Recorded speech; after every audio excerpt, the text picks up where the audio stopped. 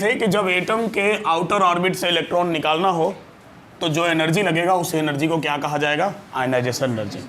मतलब हमको एटम को किस में कन्वर्ट करना है? कैटायन में। पॉजिटिव चार्ज दैट मीन्स क्या? कैटायन। जब एटम को एनायन में कन्वर्ट करना होगा तो वो एक अलग टॉपिक आएगा। इसके बाद पढ़ेंगे हम लोग इलेक्ट्रॉन गेन एंथैल्पी, और लिस्ट में आपको लिखवाए थे सारा हम, ठीक है। तो इलेक्ट्रॉन गेन एंथैल्पी में हम लोग पढ़ेंगे, उसमें एटम को इलेक्ट्रॉन देना होगा और यहाँ हमको एटम से इलेक्ट्रॉन लेना है। क्लियर है? तो एटम से इलेक्ट्रॉन निकालने में जो एनर्जी लगेगा उसको आयनाइजेशन एनर्जी कहा जाएगा। और एक टर्म हम लोग देखे थे, उसमें हम आयनाइजेशन पोटेंशियल भी बोले थे और आयनाइजेशन इंथैल्पी भी बोले थे, ठीक है। तो वही इंथैल्पी के बारे में हम लोग बात कर रहे थे थोड़ा देर पहले। तो बाबू इंथैल्पी जो होता है ना, वो एक्चुअल में हीट एनर्जी से रिलेटेड टर्म होता है। कोई भी वैसा एनर्जी जिसको हीट एनर्जी में कन्वर्ट किया जा सके, दैट इज कॉल्ड इंथैल्पी, ठीक है। सिंपली बता रहे हैं, बाकी इंथैल्पी तो एक अच्छा टॉपिक है, थर्मोडायनामिक चैप्टर में आपको डिटेल में मिलेगा, ठीक है। अब जैसे एक बात और समझो कि यहाँ पर हम लोग बात कर रहे थे, तो लास्ट क्लास जो डेफिनेशन लिखवाए थे उसमें हम क्या लिखवाए थे तुम लोग को? डेफिनेशन में हम डेफिनेशन में लिखवाए थे कि इलेक्ट्रॉन हमको कौन से स्टेट से निकालना है? आइसोलेटेड गैसियस स्टेट से निकालना है। क्लियर है ना? इलेक्ट्रॉन हमको सॉलिड या लिक्विड से नहीं निकालना है। तो इंथैल्पी का जरूरत तो पड़ेगा ही ना, जाहिर सी बात है, क्योंकि हमको एटम को पहले किस में कन्वर्ट करना होगा? गैसियस स्टेट में कन्वर्ट करना होगा। तो एटम को गैस में कन्वर्ट करेंगे तो उसको तो हीट देना ही पड़ेगा। क्लियर है? तो इसलिए इसको हम लोग आयनाइजेशन इंथैल्पी का टर्म भी देते हैं।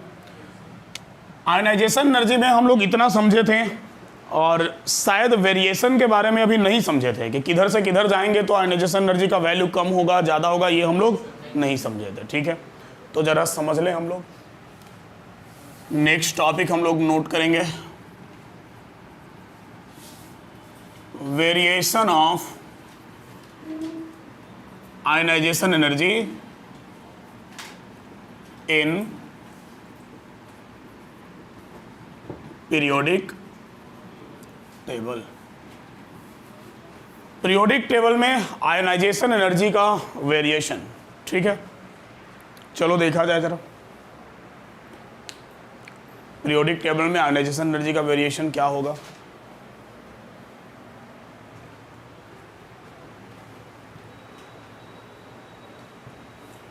सबसे पहले हम लोग बात कर लेंगे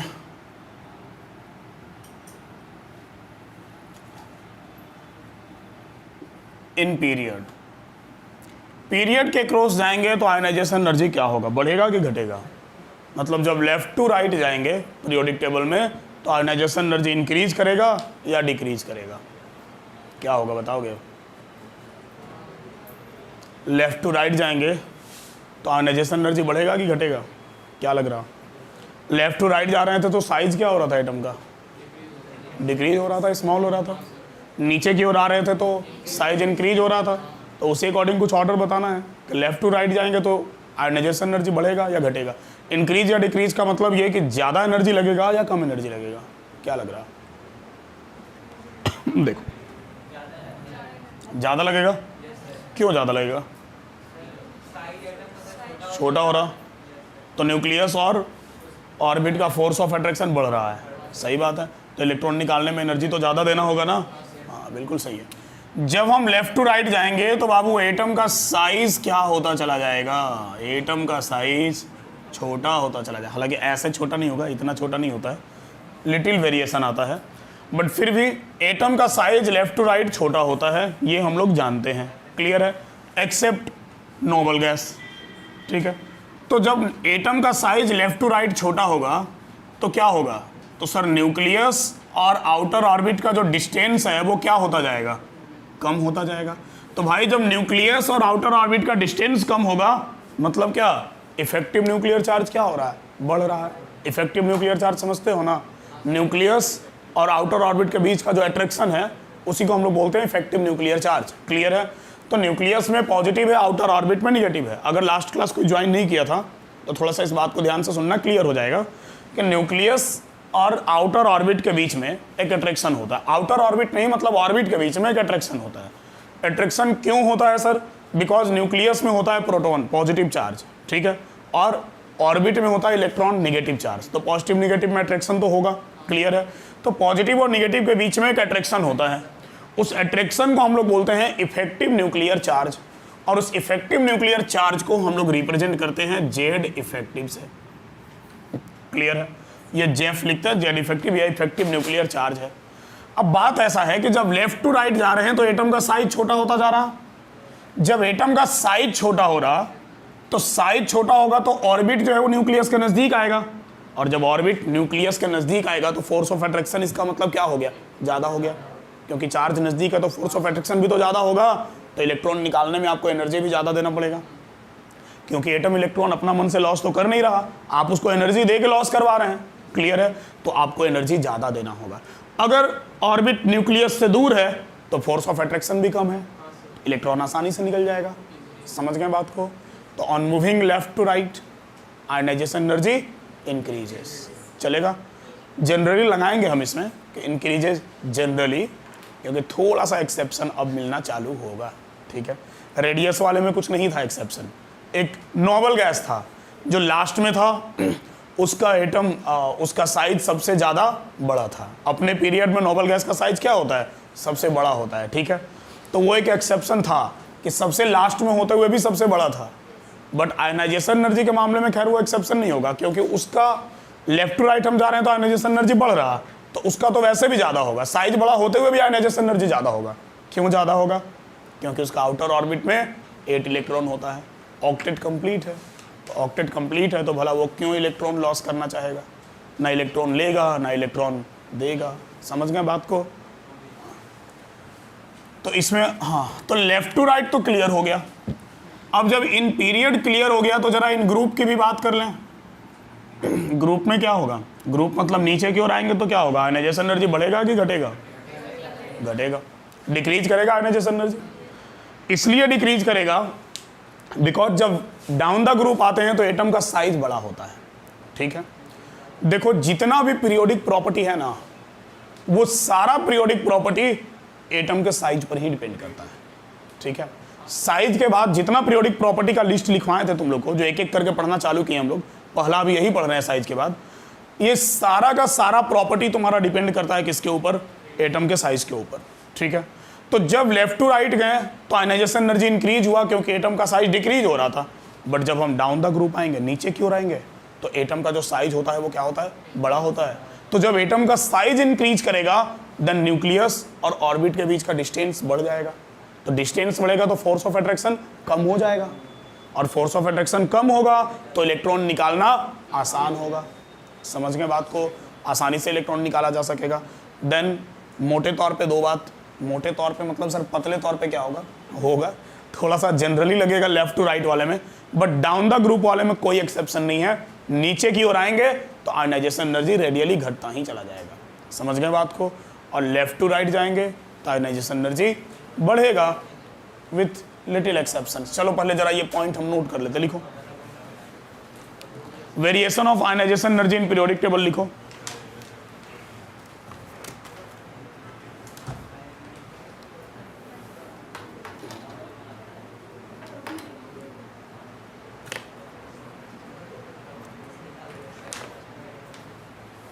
लिखें, इन पीरियड में लिखिए। लिखो on moving left to right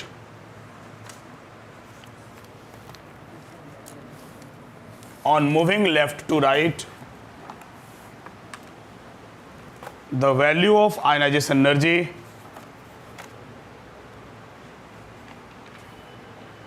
on moving left to right, the value of ionization energy increases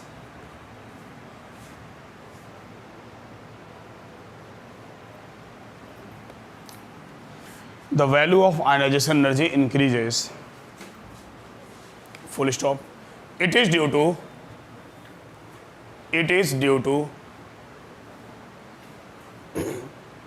decrease in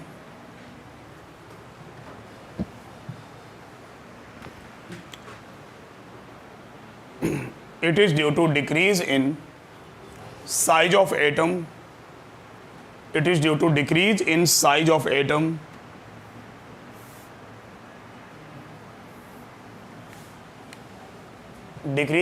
of atom and increase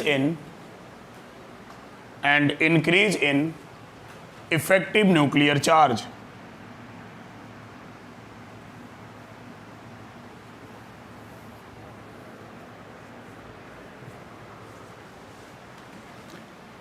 Effective nuclear charge. ठीक है, इफेक्टिव न्यूक्लियर चार्ज इंक्रीज हो रहा और size decrease हो रहा, मतलब यहाँ दो फैक्टर है, दो कंबाइंड फैक्टर है और दोनों फैक्टर पर हमारा आयोनाइजेशन एनर्जी डिपेंड कर रहा। अगर हम थोड़ा सा उनको रिलेट करके लिखें तो हम ये लिख सकते हैं कि इफेक्टिव न्यूक्लियर चार्ज इंक्रीज करेगा तो आयोनाइजेशन एनर्जी भी क्या होगा, इंक्रीज करेगा। समझे बात को? रिलेशन डायरेक्टली प्रोपोर्शनल का हो गया ना, जितना ज़्यादा इफेक्टिव न्यूक्लियर चार्ज होगा उतना ज़्यादा आयोनाइजेशन एनर्जी होगा। और अगर हम साइज से मैटर करें, साइज या रेडियस से हम रिलेट करें तो साइज ऑफ एटम का इन्वर्सली प्रोपोर्शनल होगा। ठीक है, क्योंकि साइज छोटा होगा तो आयोनाइजेशन एनर्जी ज़्यादा होगा, साइज बड़ा होगा तो आयोनाइजेशन एनर्जी कम होगा। समझ गए? तो वैसे भी इन दोनों का रिलेशन तो यही वाला होता है ना, तो जब कोई इसके डायरेक्टली प्रोपोर्शनल है तो इसके तो इन्वर्सली ही होगा। समझ गए बात को? तो इफेक्टिव न्यूक्लियर चार्ज ज़्यादा होगा तो आयोनाइजेशन एनर्जी ज़्यादा होगा, साइज ज़्यादा होगा तो आयोनाइजेशन एनर्जी कम होगा। चलेगा? ये रिलेशन ध्यान में रहेगा, इसको लिख लो।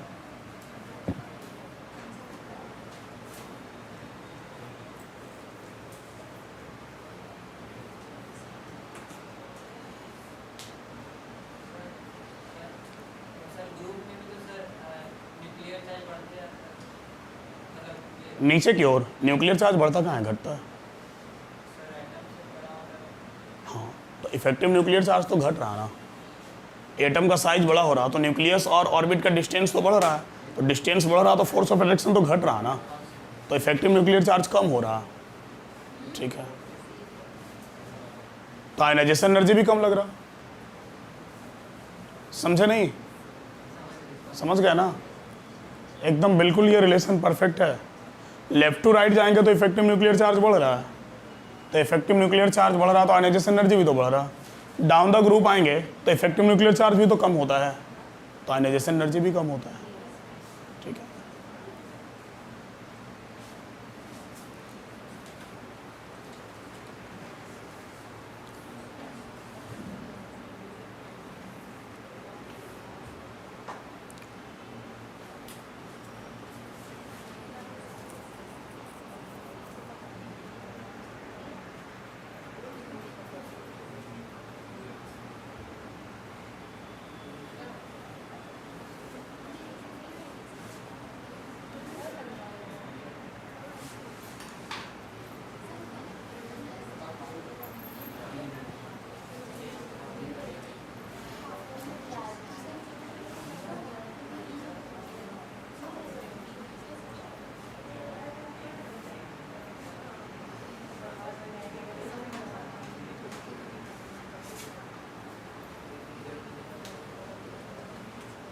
हो गया?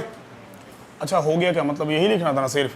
और लंबा वेट कर लिया इसके लिए हम। लिखो लो, ठीक है, एक पॉइंट लिखो जरा, बताओ। तो ऑनलाइन देखने वाला बच्चा लोग बोर हो जाएगा, इतना इतना वेट करेंगे तो वो फास्ट करके देखना पड़ेगा ना। ठीक है, अच्छा बोलेगा सर बोरिंग पढ़ा रहे हैं। चलो नेक्स्ट एक जरा इसी में पॉइंट लिखो, इन ग्रुप में नहीं, एक पॉइंट अभी जो लिखवा रहे थे इसी में अभी पीरियड वाले में ही। हाँ लिखो, the variation of ionization energy, the variation of ionization energy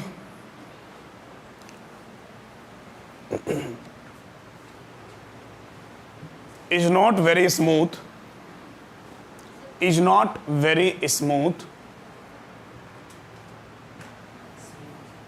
is not very smooth across the period,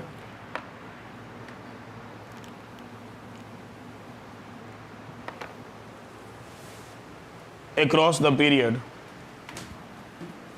due to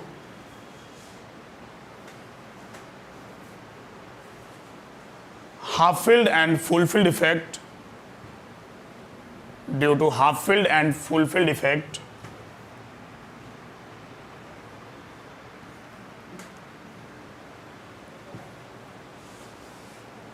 of half filled and fulfilled effect of outer atomic orbitals, outer atomic orbitals.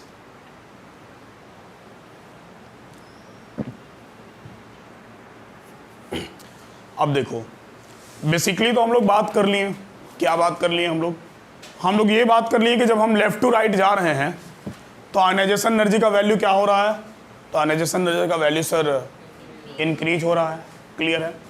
But यहाँ पर कुछ variation आ जाता है, वो बिल्कुल regular way में follow नहीं हो पाता है जो हम लोग पॉइंट लिखे हैं। और वो वेरिएशन क्यों आता है, तो वो वेरिएशन आता है due to half filled and full filled effect. क्योंकि हम लोग एक कंसेप्ट जानते हैं, स्ट्रक्चर ऑफ एटम में हम लोग पढ़े थे कि एटम का आउटर एटमिक ऑर्बिटल अगर फुलफिल्ड या हाफ फील्ड हो तो उसका स्टेबिलिटी ज़्यादा होता है, क्लियर है।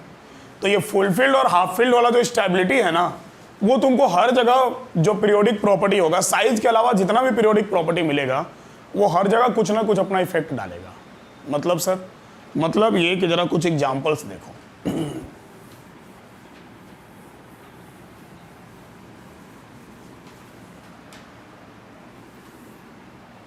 एग्जाम्पल्स कुछ ऐसा देखो कि सपोज डैट कि हम लेफ्ट टू राइट जाते हैं, ठीक है, किसी एक पीरियड में। कहाँ ले लें, लिथियम से शुरू करते हैं, सेकेंड पीरियड लेते हैं।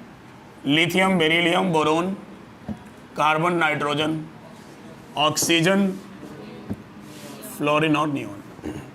इसको तो छांट ही दो, हाँ, इसलिए कि वो हाईली स्टेबल है।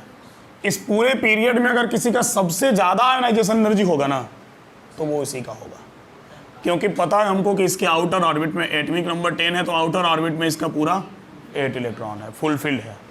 और ये फुलफिल्ड है तो फिर ये इलेक्ट्रॉन लॉस नहीं करेगा, क्लियर है ना। ऑक्टेट पूरा है, ऑक्टेट पूरा के साथ साथ इलेक्ट्रॉनिक कन्फिग्रेशन लिखोगे तो 1s2, 2s2 और 2p6, s2p6। एस है वो भी पूरा भरा हुआ है, p है वो भी पूरा भरा हुआ है, क्लियर है। तो जब पूरा का पूरा भरा हुआ है तो वो तो ऑलरेडी स्टेबल है ना, समझ गए बात को। तो वो तो सबसे ज़्यादा आयनाइजेशन एनर्जी उसी का होगा। हम बात यहाँ से यहाँ तक का करें, अगर हम यहाँ से यहाँ तक का बात करें तो जनरली हम बोल रहे हैं क्या, तो जो थ्योरी हम लोग अभी लिखे हैं उसके अकॉर्डिंग तो हम लोग यही बोल रहे हैं कि on moving left to right the value of ionization energy increases, clear है। लेफ्ट टू राइट जा रहे हैं तो आयनाइजेशन एनर्जी क्या हो रहा, इंक्रीज कर रहा। तो सर उस अकॉर्डिंग सबसे ज़्यादा आयनाइजेशन एनर्जी जो उसका है उसका तो रहना ही चाहिए, प्लस सबसे ज़्यादा इस ऑर्डर में जाना चाहिए, मतलब ऐसे जाना चाहिए, ये होना चाहिए, क्लियर है। और ये तो है ही, समझ गए बात को।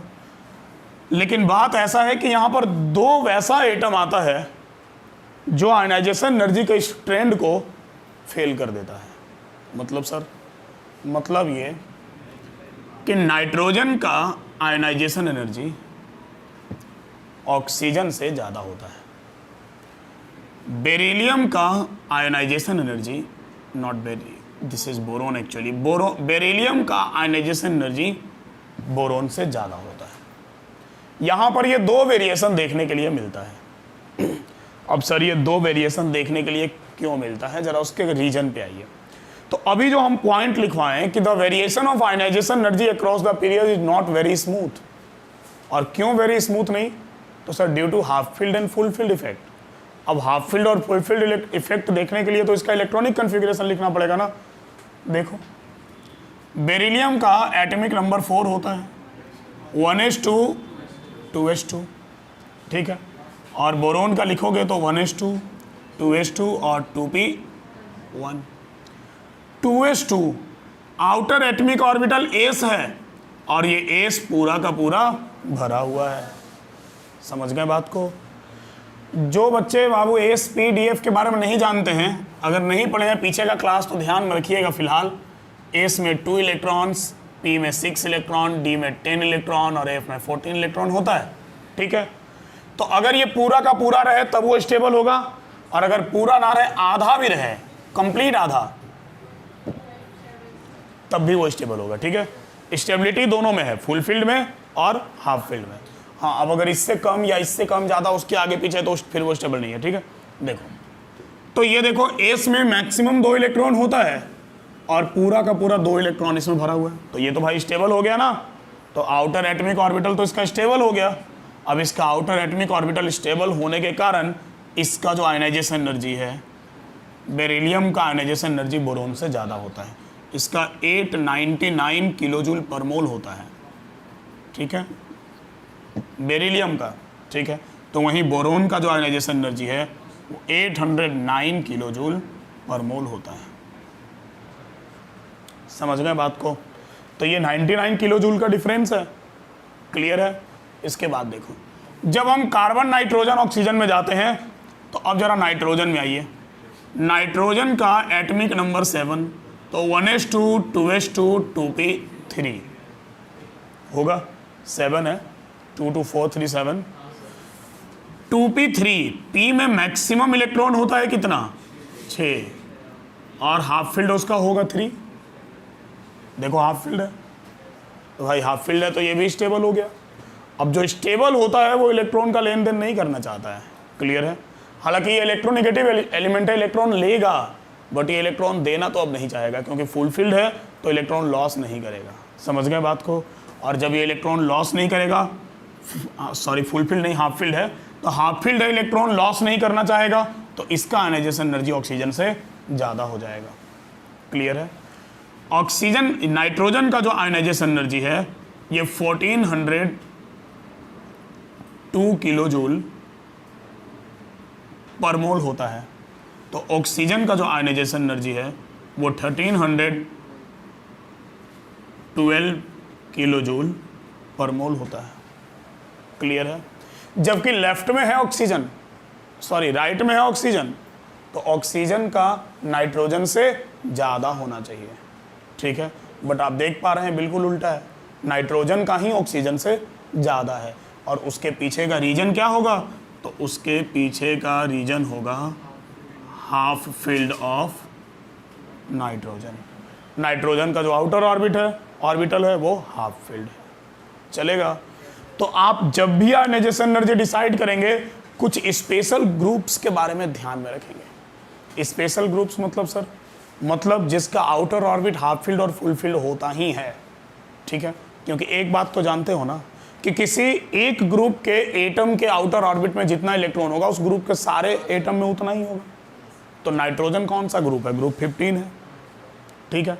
तो वो जहाँ भी रहेगा उसका आयनाइजेशन एनर्जी ज़्यादा होगा, ठीक है। हालांकि उसमें भी थोड़ा सा एक्सेप्शन है जो आगे चल के बात करेंगे हम लोग, ठीक है।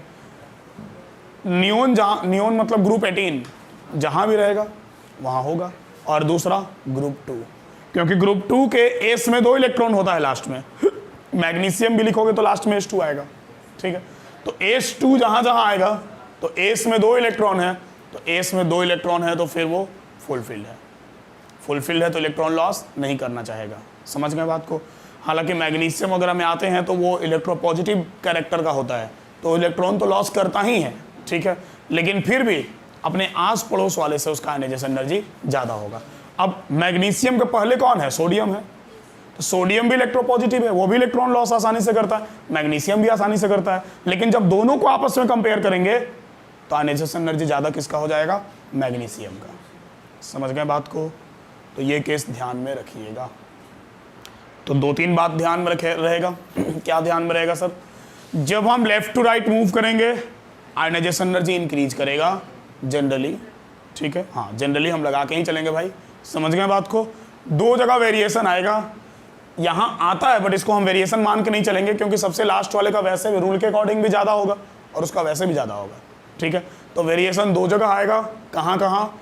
एक तो ग्रुप 2 में आएगा और दूसरा ग्रुप 15 में आएगा। समझ गए? ये बेरिलियम ग्रुप 2 का है और ये नाइट्रोजन ग्रुप 15 का है। 2 का एस फुल फील्ड होता है और 15 का पी हाफ फील्ड होता है। इस कारण उसका आयनाइजेशन एनर्जी अपने आस पड़ोस वाले से ज़्यादा होता है। समझ गए? बाकी और कोई वेरिएशन नहीं है। इतना दिमाग में रहेगा, ठीक है। लिख लो, ये ऑर्डर कम से कम लिख लो ताकि ध्यान में रहे। कुछ डेटा वोटा लिखना तो लिख लो, हालांकि ये तुमको याद रखने की ज़रूरत नहीं है।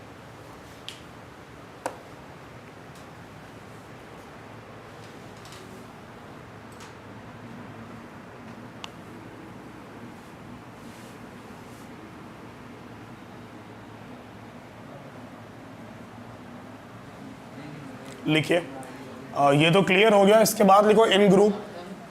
पीरियड का बातचीत हो गया, ग्रुप का कर लें। इसके बाद जरा कुछ क्वेश्चन बनाएंगे।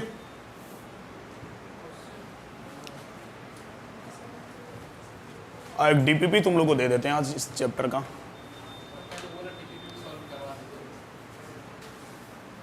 ठीक है, लिखो इन ग्रुप में लिखो।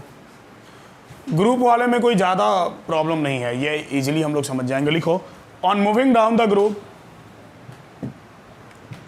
On moving down the group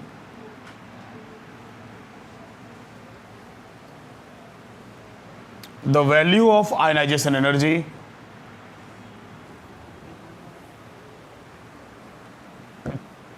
the value of ionization energy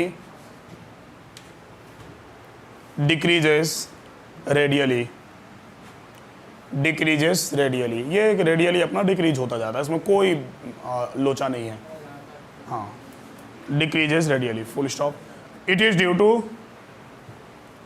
due to fact लिखते चलेंगे साथ में तो अच्छा रहेगा, बाद में कंसेप्ट याद रखने में सुविधा होगा। It is due to increase in size of atom, increase in size of atom and decrease in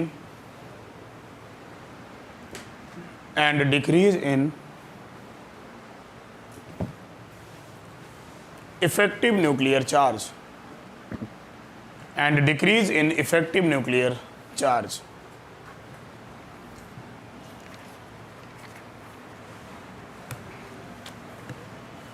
decrease in effective nuclear charge. Clear है? तो ये इजी वे में कंप्लीट हो गया, चलेगा। आगे बढ़ा जाए अब। तो आयोनाइजेशन एनर्जी होता क्या है, समझ गए? अरे बोलो।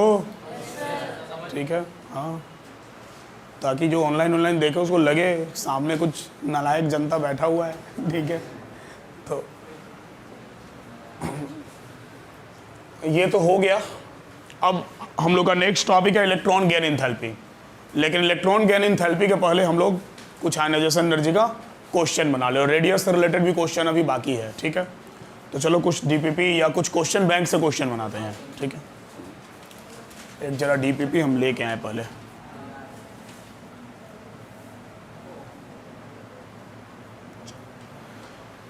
तो कुछ क्वेश्चन हम लोग बना लेते हैं। ऐसे क्वेश्चन बैंक तो मेरे सामने पड़ा हुआ है, लेकिन फिर भी इससे नहीं, आईआईटी वाला निकालने दो।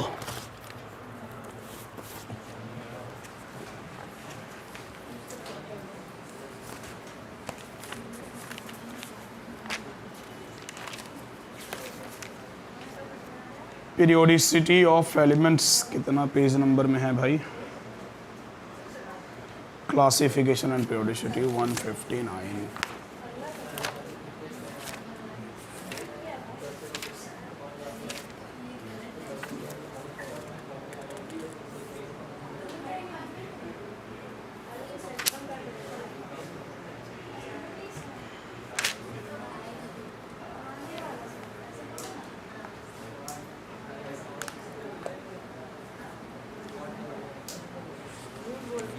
चलो आगे देखा जाए। क्वेश्चन बहुत अच्छा है।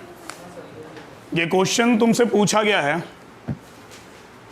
जेई 2021 में। 21 तो अभी भी था ना? अब 21 चल रहा? अच्छा 22 चल रहा हो। ठीक ठीक, तब लास्ट ईयर का है। भूल जाते कभी कभी कौन सा ईयर चल रहा है। तो 2021 के 27 जुलाई के शिफ्ट 1 का क्वेश्चन है।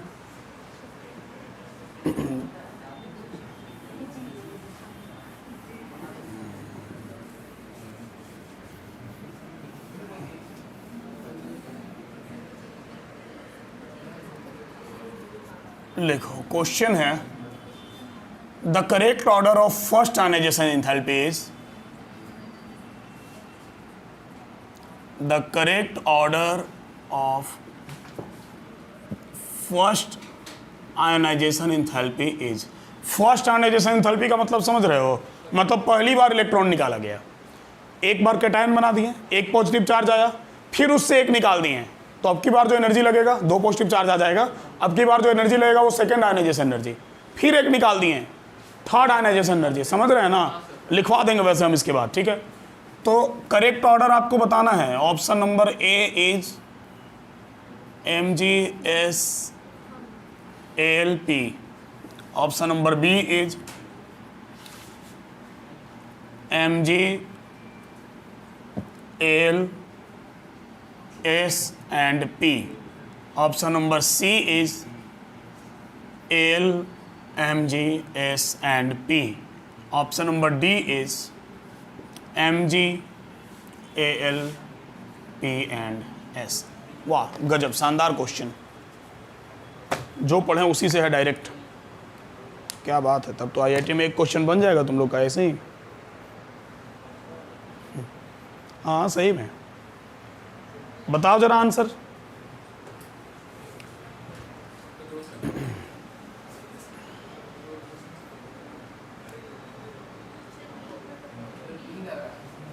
बी लग रहा, गलत नहीं लग रहा।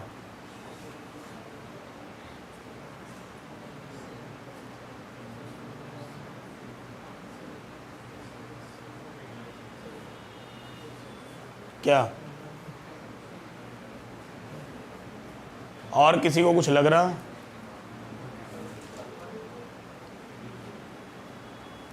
क्या उत्सव, बी और डी में कोई होगा?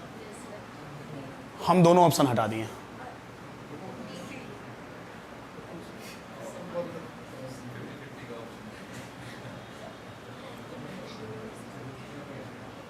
जो तुमको लगा हम वो हटा दिए। सर ऐसा क्या दुश्मनी है? थोड़ा ये बोतल पकड़ाना।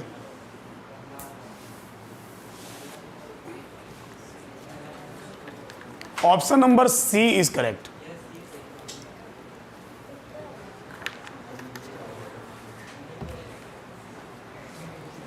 अरे अभी पढ़े हम लोग। ये फॉस्फोरस तुम्हारा ग्रुप 15 का है, नाइट्रोजन के नीचे आएगा। तो जब ऑक्सीजन का नाइट्रोजन से कम था तो सल्फर का फॉस्फोरस से कम होगा, उसी के नीचे ना आएगा। तब option number this C is correct. कैसे? अब जरा इन सब का तुम लिख ही लो पूरा, मतलब ये जिस पीरियड में आता है ये सब थर्ड पीरियड का एलिमेंट है, ठीक है। चलो लिख ही लेते हैं। थर्ड पीरियड का कहाँ है? हाँ थर्ड पीरियड का ही है। चलो लिख देते हैं। पहले कौन आएगा इन सब में? मैग्नीशियम आएगा, एटॉमिक नंबर 12 आएगा ना। उसके बाद कौन आएगा? Aluminium, atomic number 13। 14 वाला है इसमें?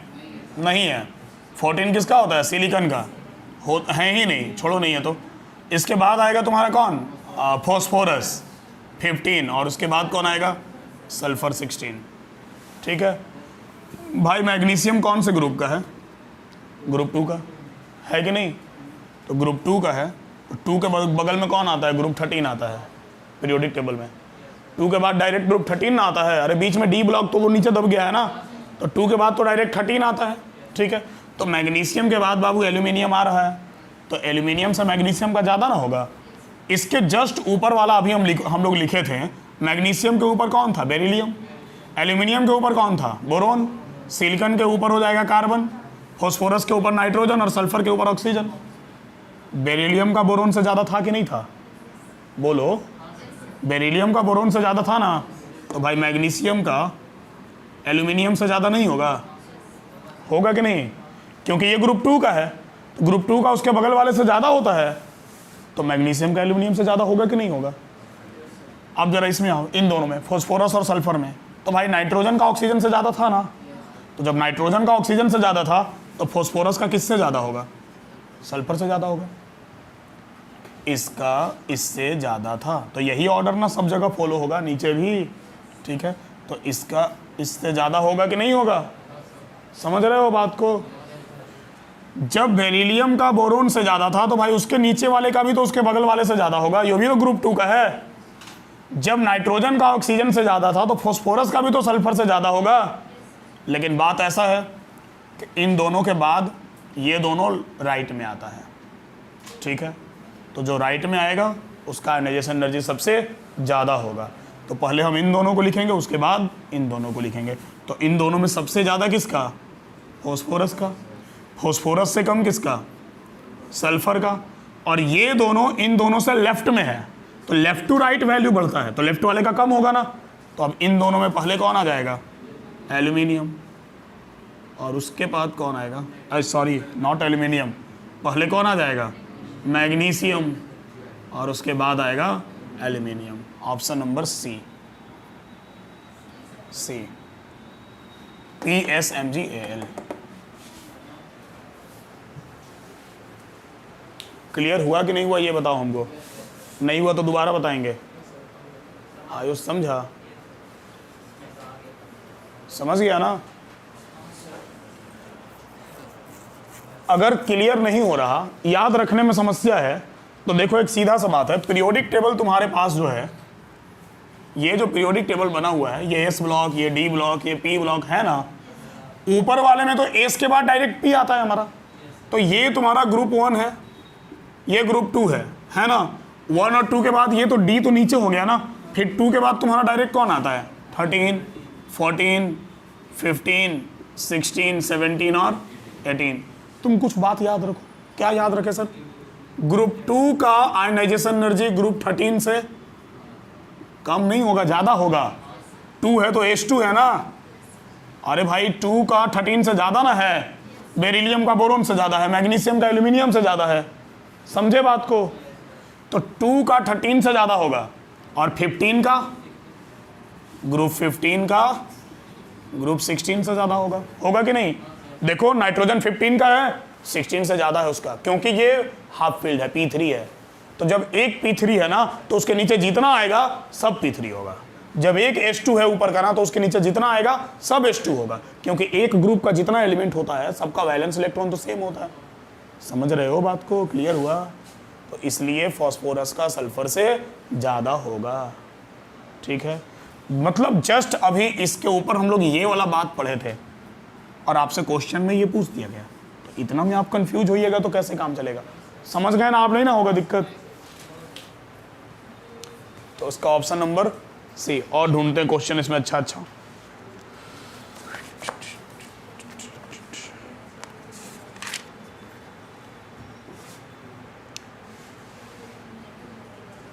बाकी तो कुछ कुछ रेडियस से रिलेटेड है, रेडियस से खूब क्वेश्चन दिया गया है बाबू, ये बात है। चलो ये अच्छा क्वेश्चन है, वाह ये बढ़िया है। क्वेश्चन लिखो, सुन के लिखो, ऑप्शन हम बोर्ड पे लिखेंगे, क्वेश्चन तुम लोग सुन के लिखो, और ये तुम लोग पक्का बता देगा, हमको पूरा उम्मीद है, भरोसा है, तुम लोग मेरा उम्मीद तोड़ेगा नहीं। लिखो, द फर्स्ट आयनाइजेशन एनर्जी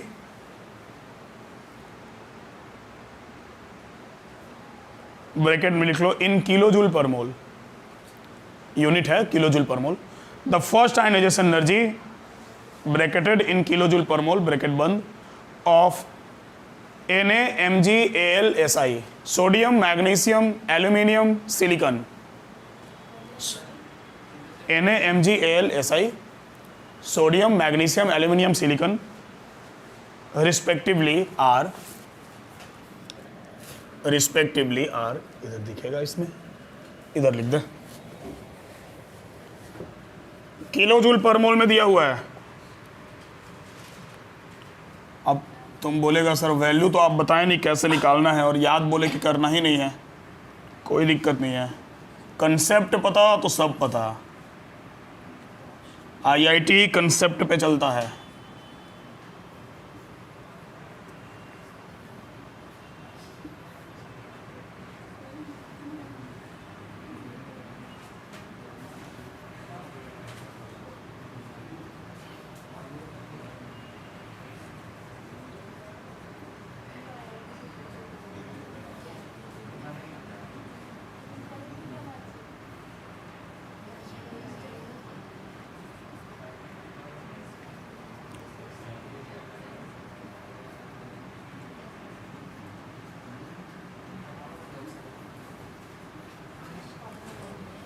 और बिल्कुल इसी ऑर्डर में लिखना वो एटम, कौन कौन सा एटम लिखे हैं? सोडियम, मैग्नीशियम, एल्यूमिनियम और सिलिकॉन, क्योंकि रिस्पेक्टिवली लगाया हुआ है, तो इस ऑर्डर में तुमको ये वैल्यू दिया हुआ, तुमको बताना है कौन सा सही है। बता दोगे कि नहीं? एकदम बता दोगे।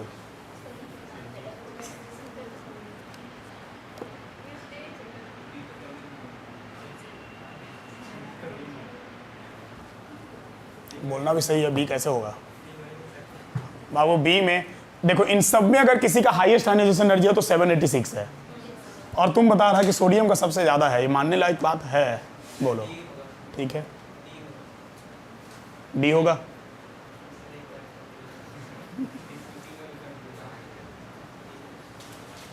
सोच लो। हाँ हाँ, तो कौन सा ऑप्शन सही है? D. Yes, option D is correct. ठीक है, कैसे ऑप्शन डी करेक्ट है भाई? सिंपल सी बात है, देखो मैग्नीशियम और एल्यूमिनियम, इन दोनों में ज़्यादा किसका होगा? मैग्नीशियम का। ठीक है, तो मैग्नीशियम और एल्यूमिनियम में ज़्यादा मैग्नीशियम का होगा, तो डेफिनेटली मैग्नीशियम का एल्यूमिनियम से यहाँ ज़्यादा है। और अगर हम लेफ़्ट टू राइट जाएँ तो इन सब में सबसे राइट में सिलिकॉन आएगा, तो सबसे ज़्यादा तो उसी का होगा। ठीक है, और सबसे लेफ्ट में सोडियम आएगा तो सबसे कम भी उसी का होगा। अब ये जो सबसे ज़्यादा और सबसे कम है ना, इस बेसिस पर ही आप इसको पता लगा सकते थे। ठीक है, बट आईआईटी होता थोड़ा चतुर है।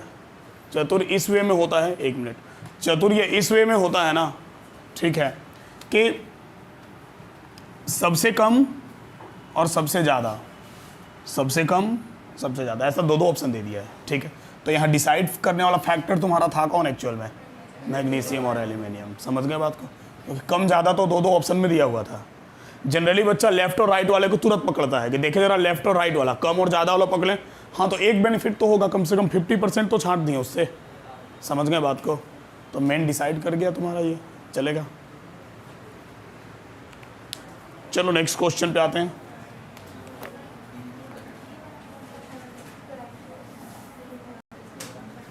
एक और क्वेश्चन है तुम्हारा, ये पूछा हुआ है, इसका ईयर लिख लिया ना, ये कब का था? 20 का, और ये जेई 2020 का, ये 8 जनवरी के शिफ्ट 1 का क्वेश्चन है। क्वेश्चन लिखो, क्वेश्चन सुन के लिखो। लिखो, the third ionization enthalpy, the third ionization enthalpy is minimum for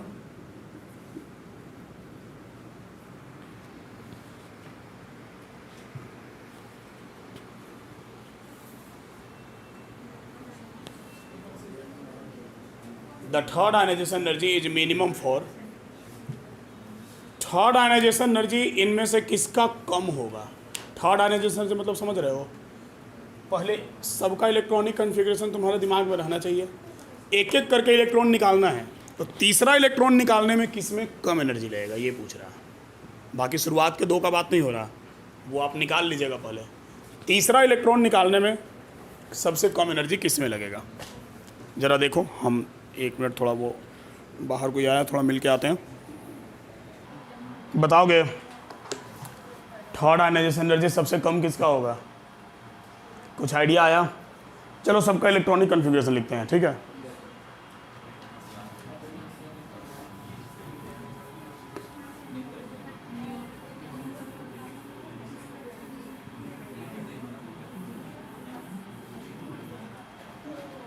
उतना पूरा नहीं लिखेंगे हम, सिर्फ लास्ट का लिख रहे हैं जहाँ से इलेक्ट्रॉन निकालना है हमको। ठीक है, तो ये तुम्हारा मैग्नीज है 25, उसके बाद कौन है? आयरन है 26, कोबाल्ट है 27, और निकेल का होता है 28। चलेगा? सबके लास्ट में आएगा तुम्हारा 4s2 3d5, 4s2 3d6, 4s2 3d7, 4s2 3d8। ठीक है, अब बात ऐसा है कि इनमें से कौन ऐसा है जिसका तीसरा इलेक्ट्रॉन आसानी से निकाला जा सकता है? थर्ड आयनाइजेशन एनर्जी सबसे लो बोले हैं ना, मिनिमम, मतलब सबसे कम थर्ड आयनाइजेशन एनर्जी किसका है? सबसे कम थर्ड आयनाइजेशन एनर्जी मतलब पहला काम करें कि दो इलेक्ट्रॉन निकाल दें इनका हम। ठीक है, अब दो इलेक्ट्रॉन निकाल के हम देखते हैं कि उसके बाद क्या कंडीशन आता है। तो इलेक्ट्रॉन हम दो निकालेंगे तो कहाँ से निकालेंगे? लास्ट ऑर्बिट से, 3 से मत निकाल देना, ये अफबाउ प्रिंसिपल के अकॉर्डिंग 3 बाद में आता है, ठीक है। ऑर्बिट काउंट करेंगे तो भाई 4th ऑर्बिट 1 2 3 4, 3 के बाद ना 4 आएगा, तो इसलिए कन्फिग्रेशन में लास्ट ऑर्बिट ढूंढ लेना कौन सा है, ठीक है। ये तो अफबाउ प्रिंसिपल के अकॉर्डिंग ना पहले इसको तब इसको लिखते हैं, बट लास्ट ऑर्बिट कौन सा होगा हमारा 4th, तो सबसे पहले 2 इलेक्ट्रॉन निकाल दे, एक निकालेंगे तो फर्स्ट आयनाइजेशन एनर्जी लग गया, दूसरा निकाले तो सेकंड आयनाइजेशन एनर्जी लग गया, 2 इलेक्ट्रॉन निकाल दिया तो ये 4s सबका क्या हो गया, गायब। समझे, एक इलेक्ट्रॉन निकालने में जो एनर्जी लगा वो फर्स्ट आयनाइजेशन एनर्जी था, मतलब वो हमारा क्या था IE1 था, ठीक है। तो ये 4s1 हो गया, सब 4s1 हो जाएगा, फिर एक इलेक्ट्रॉन और निकाल देंगे तो जो एनर्जी लगा वो क्या था हमारा IE2 था, समझ गए। तो सेकेंड आयनाइजेशन एनर्जी तक ये हमारा पूरा साफ हो गया, चलेगा। अब थर्ड निकालना है, और अब यही बताना था तुमको कि तीसरा इलेक्ट्रॉन इनमें से कौन आसानी से देगा, ठीक है। बताओगे कौन आसानी से देगा, Fe, और किसी को कुछ लग रहा है क्या? वैसे बच्चे को लगा कि Fe जो है वो तीसरा इलेक्ट्रॉन आसानी से देगा, कोबाल्ट। अच्छा बताओ Fe क्यों देगा, कोई फैक्ट होगा उसका? हाँ बोलो।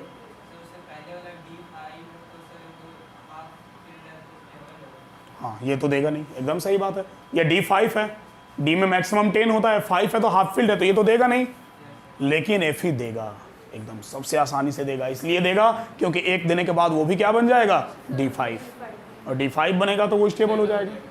समझ गए बात को, बिल्कुल सही, Fe मतलब ऑप्शन नंबर D चलेगा, ठीक है।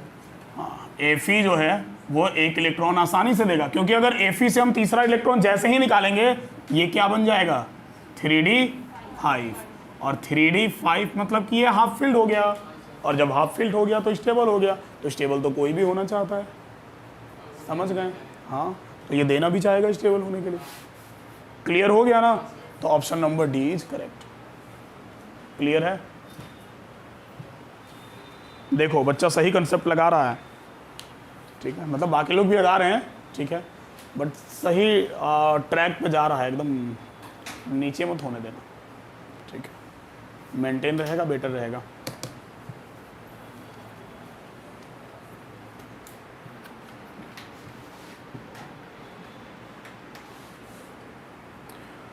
अब एटॉमिक रेडियस से तो इसमें भरा हुआ है क्वेश्चन, बट एटॉमिक रेडियस वाला कंसेप्ट तुम लोगों को हम इस अकॉर्डिंग समझा दिए थे कि एक बार में बना दोगे।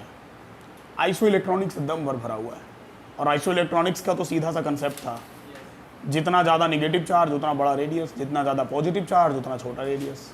क्लियर है ना, वो तो क्लियर था। 163 निकालना, ये है तुम्हारे पास, तो फिर पीरियोडिसिटी निकाल लेना ना। पीरियोडिसिटी का जो क्वेश्चन बनाना होगा, जो टॉपिक हो गया है, इसमें टॉपिक वाइज है, यही वाला सेम है, टॉपिक 1 और टॉपिक 2 का सब बना लेना, पेज नंबर 151 से पेज नंबर वही वो 59 से, 51 नहीं 59 से। सारा नहीं बनेगा क्योंकि जो नहीं सारा मतलब इसलिए नहीं बनेगा क्योंकि अभी टॉपिक हुआ ही नहीं है, बट हमको लगता है ना कि टॉपिक 1 में तुम्हारा अब तक टॉपिक 1 जो टॉपिक है periodic table and classification of element, मतलब जो जनरल प्रॉपर्टी है, उस जनरल प्रॉपर्टी से IIT क्वेश्चन तुम्हारा 16 क्वेश्चन पूछा है, ठीक है, और ये 16 में तुमसे 16 बन जाएगा, पक्का है, ठीक है। कहीं हल्का फुल्का फंसोगे तो इसमें हिंट भी दिया हुआ भी है, और फिर भी अगर कुछ क्लियर नहीं होगा तो हम हैं बताने के लिए, ठीक है। उसके बाद ग्रुप 2 टॉपिक 2 जो है पीरियोडिक प्रॉपर्टी। अब पीरियोडिक प्रॉपर्टी से अभी सारा नहीं बनेगा, क्योंकि पीरियोडिक प्रॉपर्टी में अभी हम लोग 2 प्रॉपर्टी पढ़े हैं, आयनाइजेशन एनर्जी और रेडियस। उससे रिलेटेड जो है वो आयनाइजेशन एनर्जी से रिलेटेड हम सब बनवा दिए, और रेडियस से रिलेटेड जो है तुम बना लेना, ठीक है।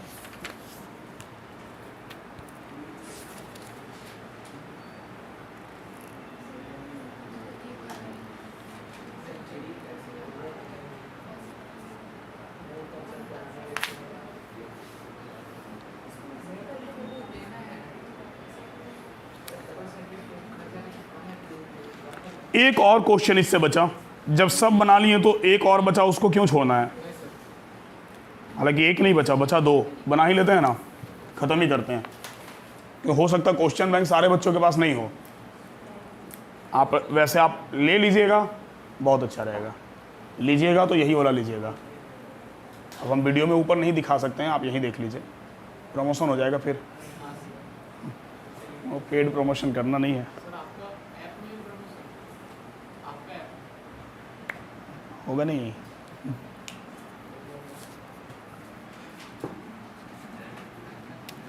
आजकल बाबू कहाँ कहाँ प्रमोशन होता है समझ नहीं रहे हो एकदम। ठीक है, ये है मेंस 2016 का क्वेश्चन। लिखो, which of the following atom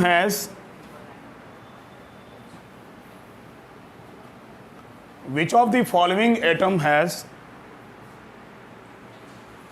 highest first ionization energy? Highest first ionization energy.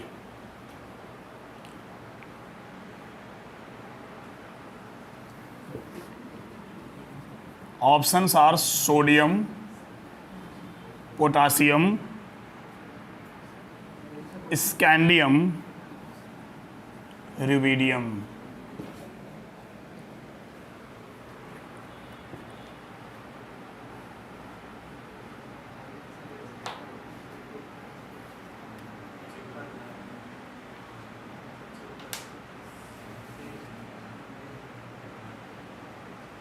ओहो, यहाँ एक अलग कंसेप्ट लग गया है। ऑप्शन पर हम ध्यान नहीं दिए हैं। ये तुम्हारा बनेगा एक टॉपिक है सिल्डिंग इफेक्ट, लिखवाए ना लास्ट में। Shielding effect, screening effect list में लिखवाए हैं।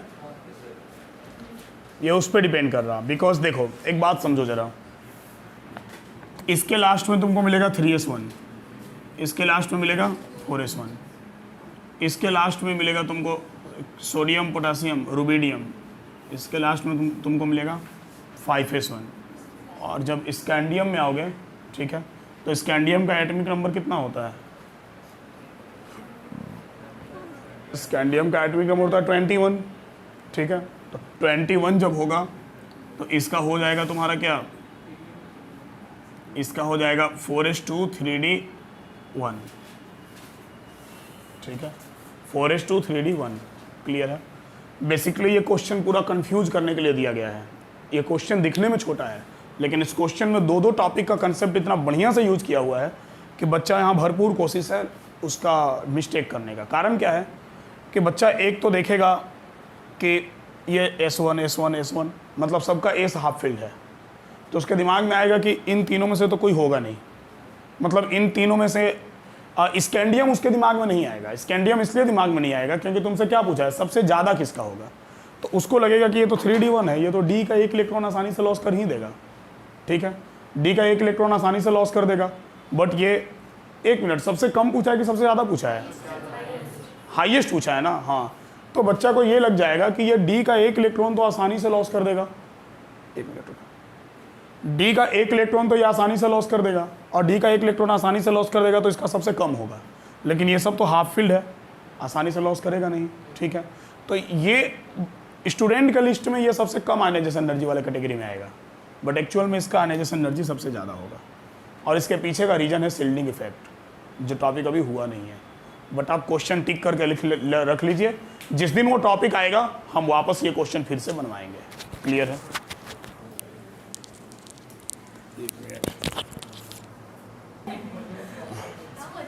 देखो ये जो डीपीपी है ये इजी लेवल का डीपीपी है, मतलब डीपीपी 1 है तो 1 है तो बेसिक ही रहेगा ना। तो थोड़ा वो इस बार जो डीपीपी बना है वो ऑर्डर के अकॉर्डिंग सेट किए हैं थोड़ा, इसके बाद वाला डीपीपी में अच्छा क्वेश्चन होगा। और भी ये बना लेना, और उसके बाद करना क्या ना कि क्या करेगा, सारा डीपीपी का अभी प्रिंट हार्ड कॉपी निकला नहीं है हम, लेकिन सॉफ्ट कॉपी तो सारे डीपीपी का है, पीडीएफ फाइल तो सबका है। हम व्हाट्सएप ग्रुप में पीडीएफ फाइल भेज देंगे, कुछ क्वेश्चन वहाँ से बना लेना, रेडियस और आयनाइजेशन एनर्जी से रिलेटेड। क्लियर है ना? तो आयनाइजेशन एनर्जी का टॉपिक तो आज अच्छे से क्लियर हो गया, ठीक। अब इसके बाद नेक्स्ट टॉपिक हमारा आता है इलेक्ट्रॉन गेन इंथैल्पी, ठीक है। आयनाइजेशन एनर्जी हम लोग मतलब कंसेप्ट के साथ साथ जो क्वेश्चन आया हुआ है जेई का वो सब लगभग बना लिए हैं। और भी क्वेश्चन होगा डीपीपी में, थोड़ा एडवांस, ये मेंस वाला क्वेश्चन बैंक था मेरे पास। डीपीपी में कुछ हम एडवांस वाला भी क्वेश्चन दिए हैं, ठीक है, बट फिर भी आप बना लीजिएगा क्योंकि टॉपिक का जो इम्पोर्टेंस है वो तो है ही, और टॉपिक मतलब उस एकदम प्रो मैक्स लेवल का टॉपिक कोई है नहीं जो तुमसे ना बने, ठीक है। उतना भी ज़्यादा टफ टॉपिक नहीं ना है जो नहीं बनेगा। तो अब मेंस का हो, एडवांस का हो, कहीं का भी हो, क्वेश्चन तुमसे बन जाएगा, ठीक है। तो क्वेश्चन उसमें दिया हुआ है और उसमें कुछ नीट का भी क्वेश्चन इंक्लूड किया हुआ है। इस बार हम डीपीपी जो डिज़ाइन कर रहे हैं वो नीट, मेंस, एडवांस तीनों मिला के डिज़ाइन कर रहे हैं। हर बार नीट वाला जो बच्चा है ना, पता नहीं क्यों थोड़ा सा अछूता टाइप से हो जाता था, छूट जाता था, ठीक है। और जेई पे फोकस कर करके और आईआईटी वाला क्वेश्चन तो बन जाता था, तो उसका नीट का काम भी उसी से हो जाता है जब जेई वाले क्वेश्चन से। लेकिन फिर भी इस बार स्पेशली नीट का क्वेश्चन बैंक लेके और उसके क्वेश्चन बैंक का भी प्रीवियस ईयर का पूछा हुआ क्वेश्चन हम नीट, मेंस और एडवांस तीनों को मिला करके क्वेश्चन बनवा रहे हैं, ठीक है, ताकि ज़्यादा बेटर हो, सबके लिए बढ़िया हो जाए, ठीक है। हाँ, तो कभी कभी तो नीट वाला गुस्सा आ जाता है कि सर तो बैच में नाम भी नहीं लेते, नीट का सिर्फ जेई जेई करते रहते हैं, ठीक है। चलो अब फिर मेरा अभी क्लास शुरू करना है, तो आज का क्लास थोड़ा कम रहेगा, आज का क्लास हम इतना ही रखेंगे, ठीक है।